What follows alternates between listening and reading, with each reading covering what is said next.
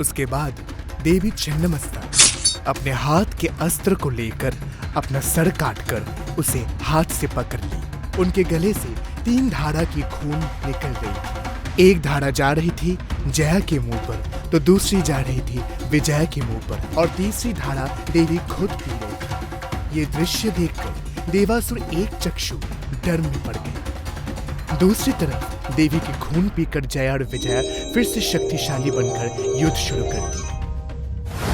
भीमपुर नाम की एक गहरी जंगल में बैठकर एक तांत्रिक यज्ञ कर रहा था। ओम क्लीं कालिके नमः।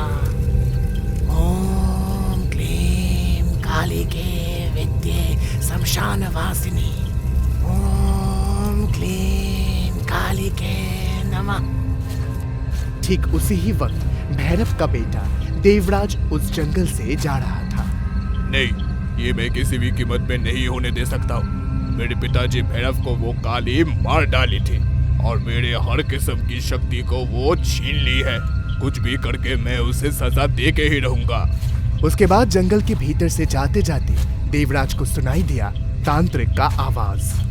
जंगल के भीतर से लगता है किसी का आवाज आ रहा है। आगे चलकर एक बार देखता हूँ। उसके बाद देवराज धीरे धीरे आगे बढ़ने लगा। आगे बढ़कर जाने से ही वो देख पाया कि तांत्रिक जंगल में ही साधना कर रहा था। प्रणाम तांत्रिक जी। तू अचानक से यहाँ, बता तुझे क्या चाहिए? मैं किसी को सजा देना चाहता हूँ, किसी भी कीमत में। सजा? तू किसे सजा देना चाहता है? देवी काली को। देवराज का बात सुनकर तांत्रिक थोड़ा आश्चर्य हो चुका था। क्या? काली माँ को? हाँ, क्योंकि उसने मेरे पिताजी की हत्या की है, मुझसे मेरी सारी शक्तियों को छीन ली है। मैं उनको सजा देना चाहता हूँ, बदला लेना चाहता हूँ। आप मुझे इसका उपाय बोलिए। एक उपाय है, लेकिन उस उपाय को क्या तू निभा पाएगा? बता मुझे। हाँ, मैं जरूर कर पाऊंगा। आप मुझे बताइए। एक इंसान की बलि चढ़ाकर उसकी नरमस्तक की खून और नरमस्तक को यज्ञ में देना पड़ेगा।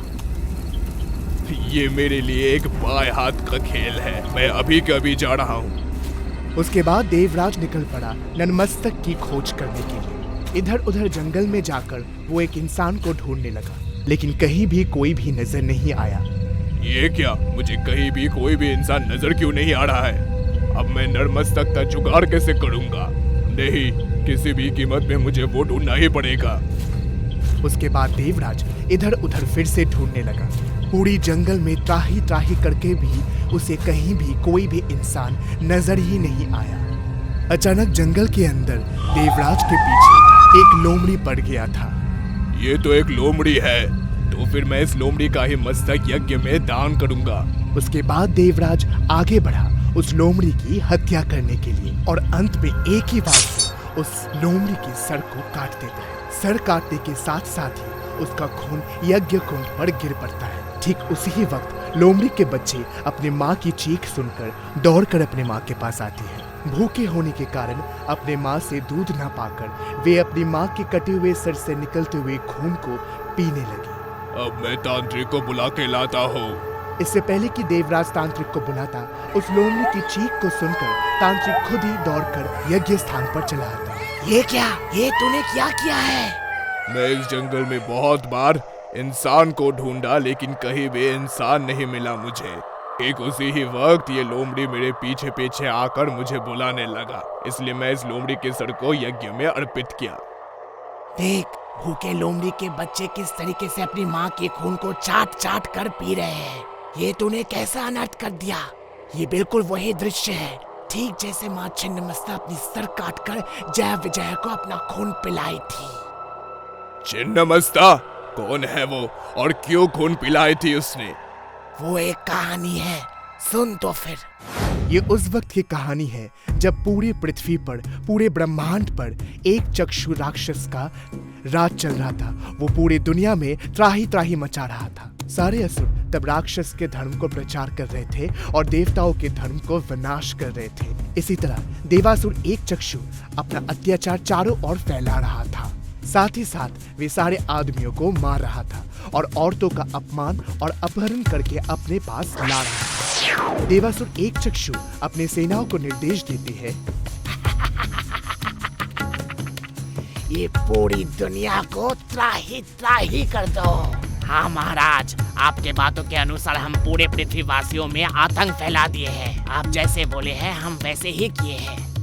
और तेज अत्याचार करो सब पर। सारे पुरुषों को मार डालो और औरतों और लड़कियों का अपहरण कर मेरे महल में ले आओ। लेकिन महाराज, औरतों को लेकर आप क्या करेंगे? पृथ्वी की सुंदर सुंदर स्त्रियां मेरे महल में आकर मेरी सेविकाएं बनेंगी और उन औरतों की कन्याओं को मैं इस महल में अपनी दासी बना के रख दूंगा। जाओ सेनापति, अत्याचार और बढ़ा दो। पृथ्वी का बिल्कुल विध्वंस कर दो। पृथ्वी में किसी इंसान की जिंदा रहने की जरूरत नहीं है, सिर्फ मैं विराज करूंगा। ये देवासुर एकचक्षु विराज करेगा।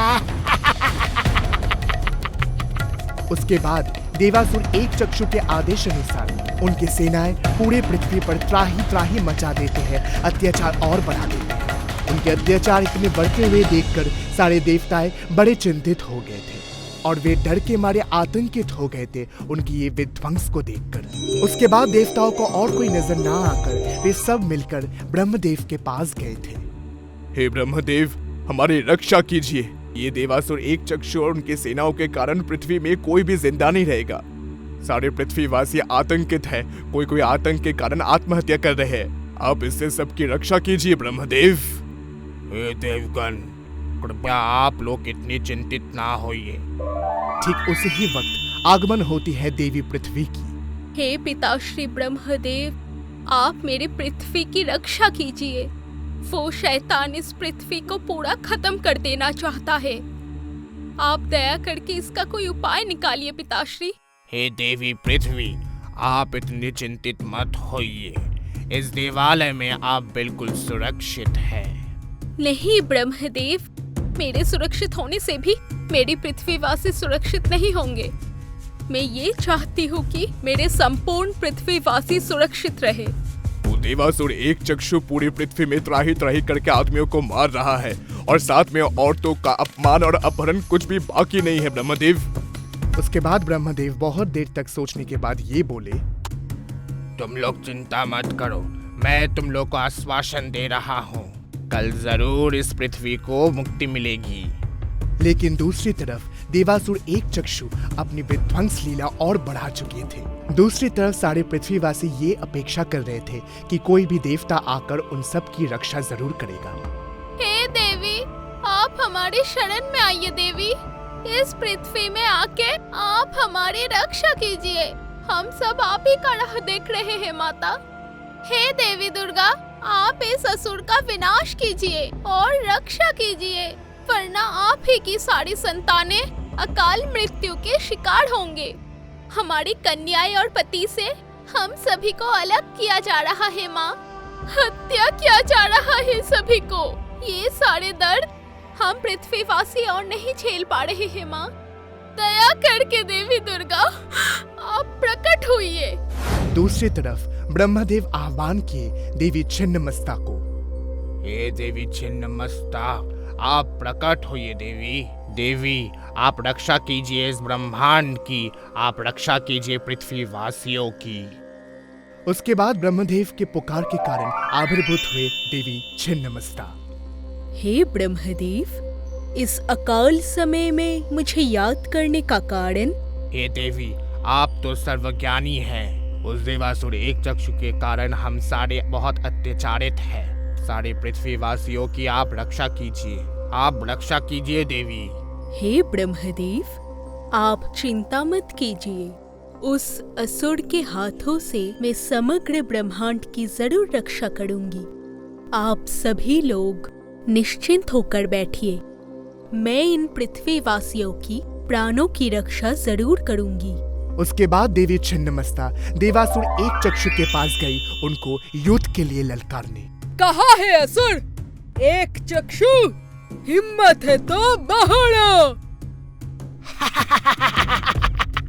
अरे देखो देखो, मेरे महल में किसकी आगमन हुई है। हाँ, ये तो देवी छिन्नमस्ता है।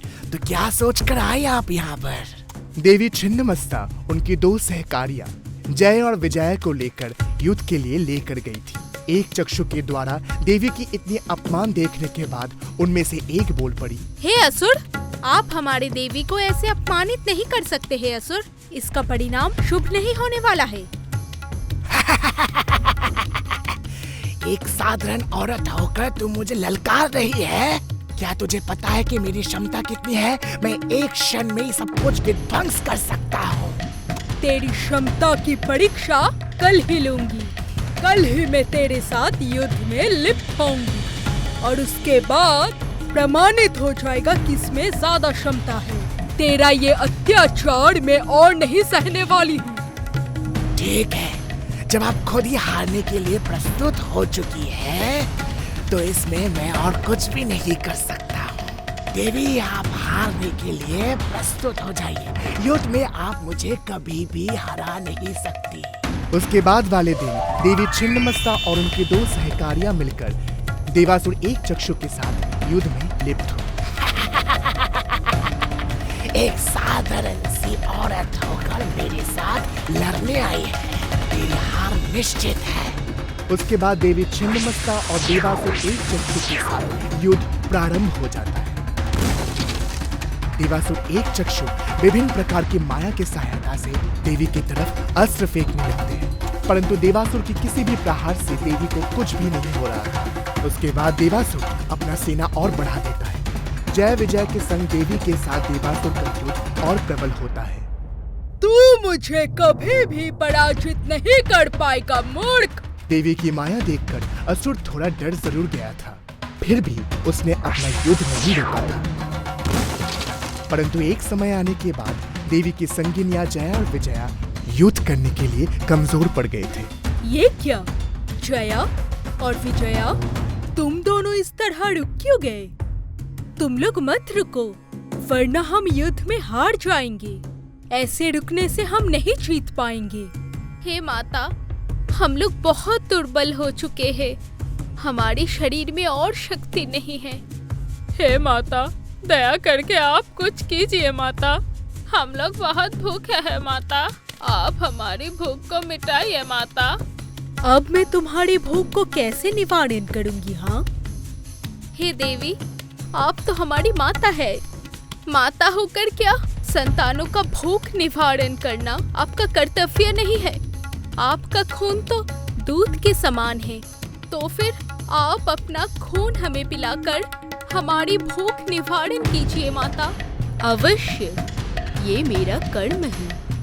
ठीक है, तो मैं अपने माता होने का कर्तव्य पालन करूंगी। मैं तुम लोगों की भूख को जरूर मिटाऊंगी। उसके बाद देवी छिन्नमस्ता अपने हाथ के अस्त्र को लेकर अपना सर काटकर उसे हाथ से पकड़ ली। उनके गले से 3 धारा की खून निकल रही। एक धारा जा रही थी जया के मुंह पर, तो दूसरी जा रही थी विजय के मुंह पर, और तीसरी धारा देवी खुद पी रही थी। ये दृश्य देखकर देवासुर एक चक्षु डर में पड़ गए। दूसरी तरफ देवी की खून पीकर जया और विजया फिर से शक्तिशाली बनकर युद्ध शुरू कर दिया। उसके बाद देवी अपना अस्त्र फेंककर देवासुर का वध कर देती है, और दूसरी तरफ जय और विजया पूरे असुर सेना को मारकर जमीन पर गिरा दिए थे।